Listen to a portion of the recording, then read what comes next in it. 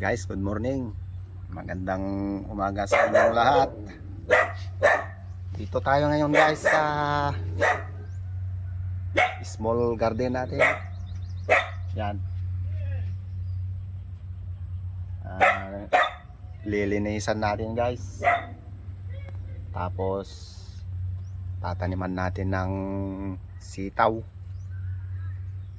Kasi nung nakaraan guys, tinaniman ko ito ng mais.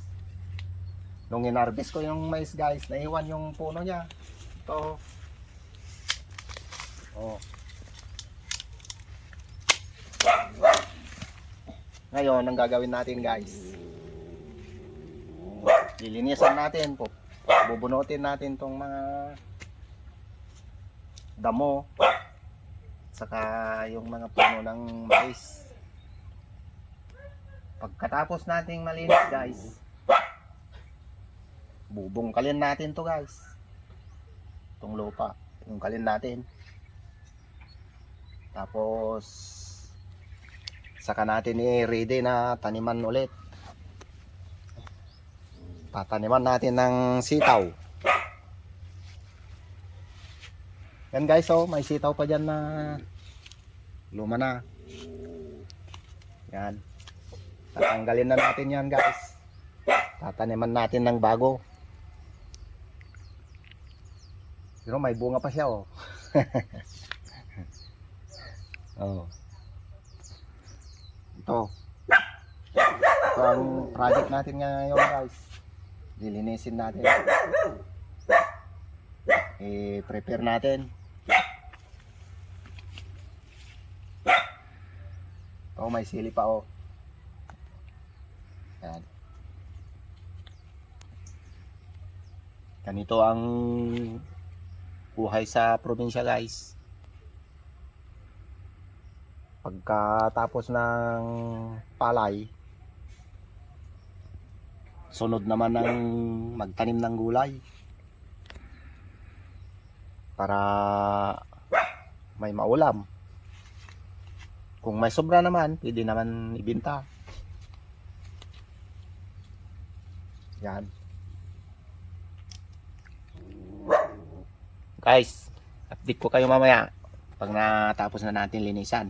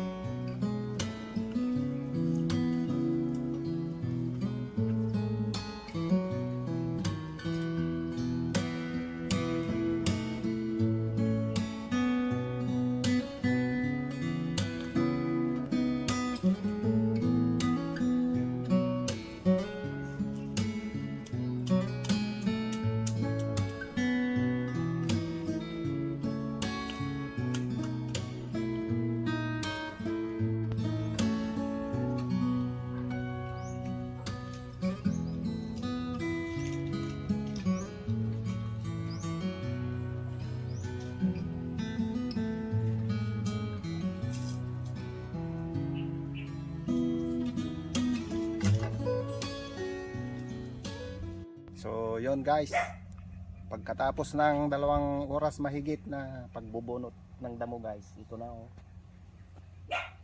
Yan. Malinis na guys. Ang gagawin ko ngayon, yung mga nilinis ko na damo, lalagay ko na sa labas ng bakod guys. Ha, samahan nyo ako.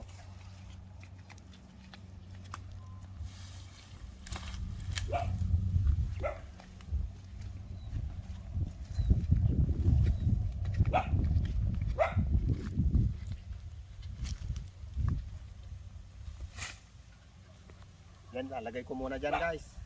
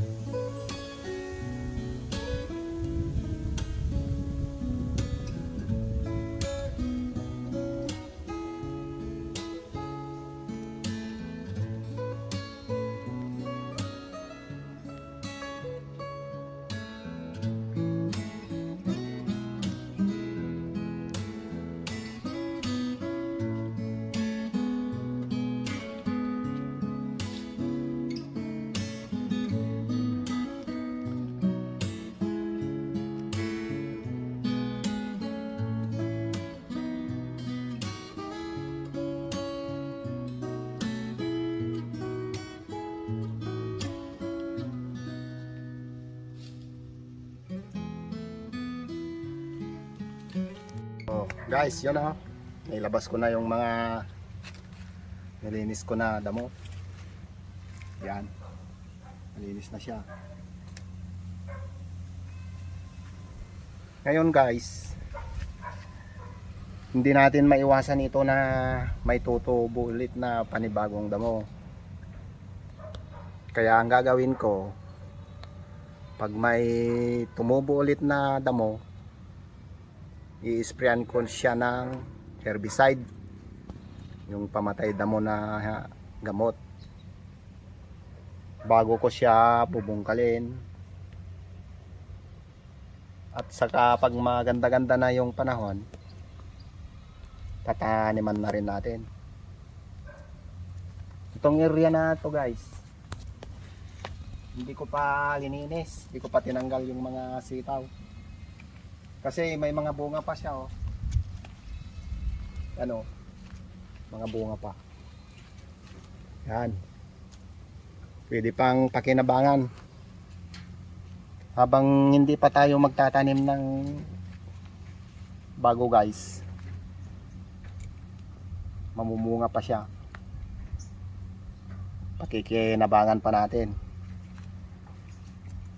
Saka ito guys, pakita ko sa inyo itong okra. Ito oh. Yan, yan. Nung tinaniman ko ito ng mais guys, May pa noon. Nung tumubo na yung mais, tumubo na rin itong okra. Na-harvest ko na yung mais. Pero itong okra guys, ngayon lang siya mamunga. Oh. Ngayon lang siya, mag-start lang siya mamunga. Ang okra pala guys, pag magtanim ka na buwan ng tag-ulan, matagal pala bago mamunga. Hindi kagaya ng tag-araw. Pag tag-araw kasi yung okra, maliit pa lang ganito. Ganito pa lang siya kaliit. Siksik na ng bunga yan. Pag tag-araw. O, tingnan nyo ito. Lampas tao na oh.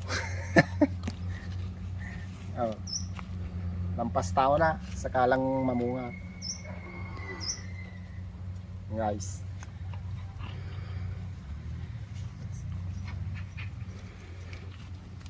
Saka yung sili.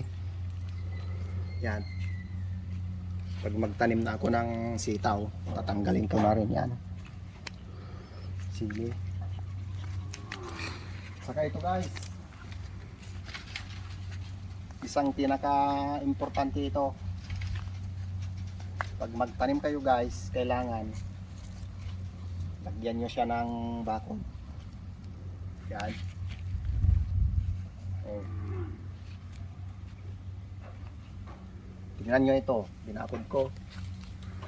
Kasi guys, protection yan, protection. Kasi pag yung tanim mo, bagong tubo pa lang, maliliit pa yon, yung dahon niya maliliit pa. Pag nakita ngayon ng manok yon, tutukain niya yung dahon na yon, wala na. Sayang na yung tinanim mo. Kaya importante ito guys, may bakod. Para may suporta sa mga manok. Kasi may mga alaga rin kaming manok dito eh. Manok, kambing.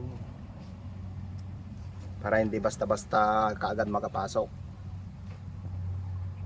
Yun guys. At saka bago ko tapusin ang video na ito, may papakilala pala ako sa inyo. Yung kasangga ko sa paglilinis.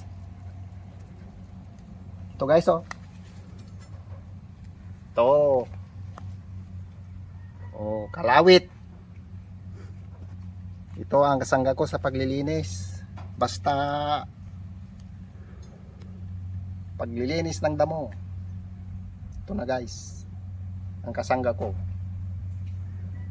So yun. Sana guys manood kayo ng video ko. Huwag kayong magsawang manood sa mga susunod pang mga video. Thank you guys.